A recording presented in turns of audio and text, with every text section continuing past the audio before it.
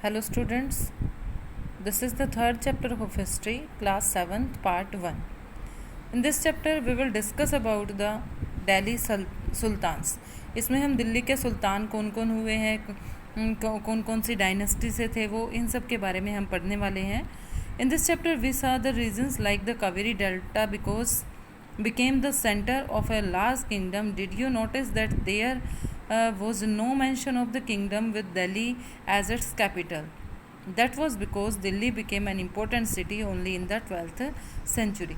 हम देखते हैं कि पहले दिल्ली के बारे में कोई जिक्र नहीं था क्योंकि दिल्ली जो इम्पोर्टेंट सिटी बनी उसका जो टाइम लिमिट है वो है हमारी 12th century.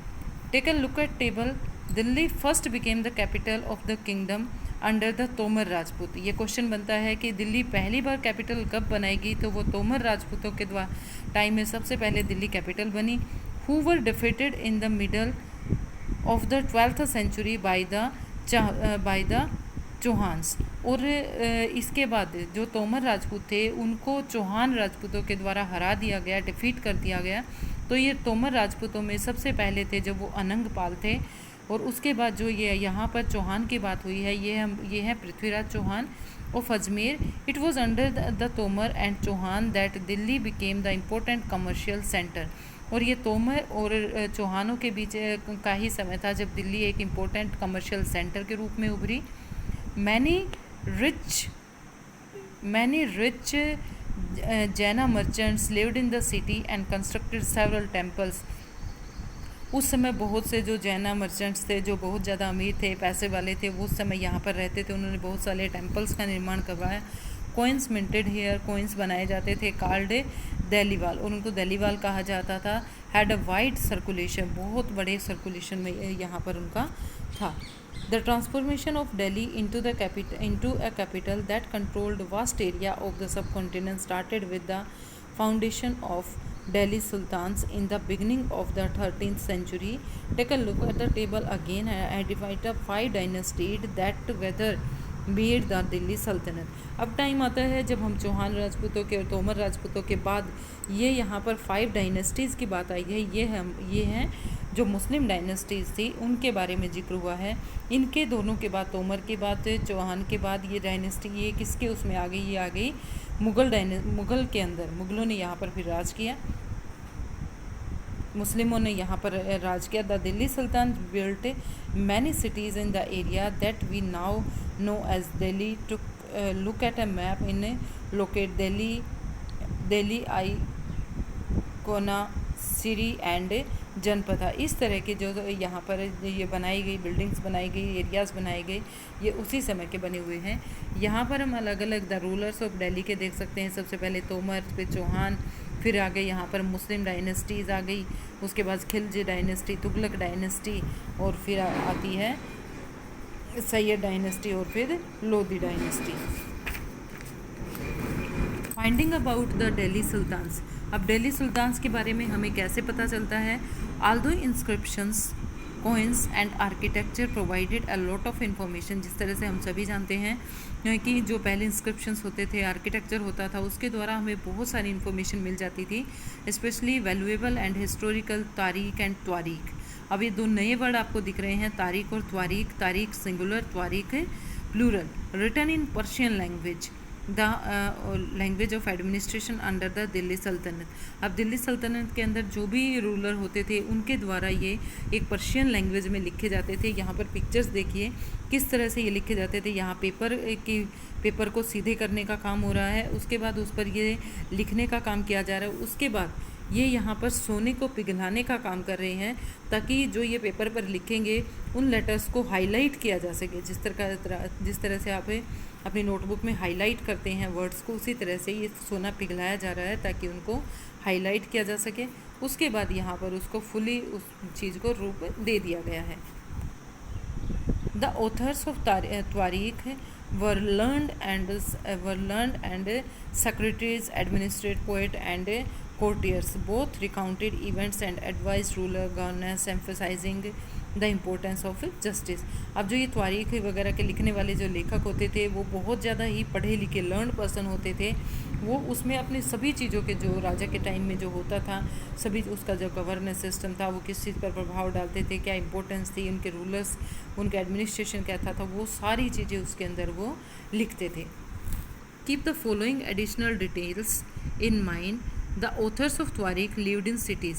अब हम देखते हैं कि ये जो तारीख लिखने वाले लेखक थे ये कहाँ रहते थे, ये सिटीज़ में रहते थे.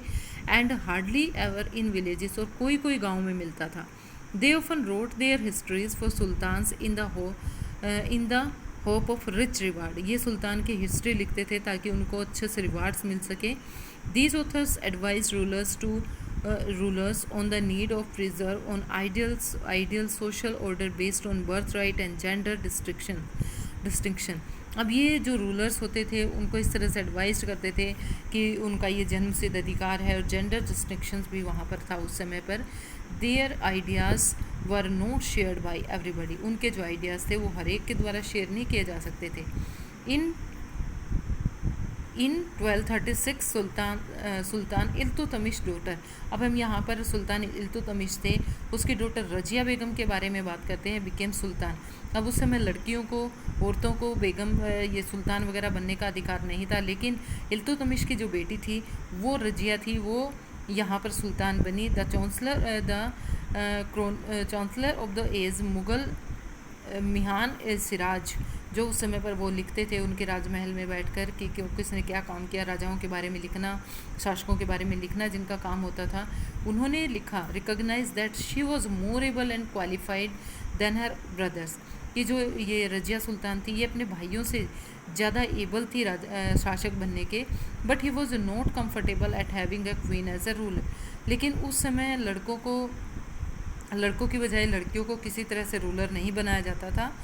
नोर were the nobles happy at her attempts to rule independently. और जो वहाँ के लोग रहने वाले थे, जो नोबल्स थे, उनको भी ये पसंद नहीं था कि एक लड़की, एक औरत वहाँ उन पर शासन करे.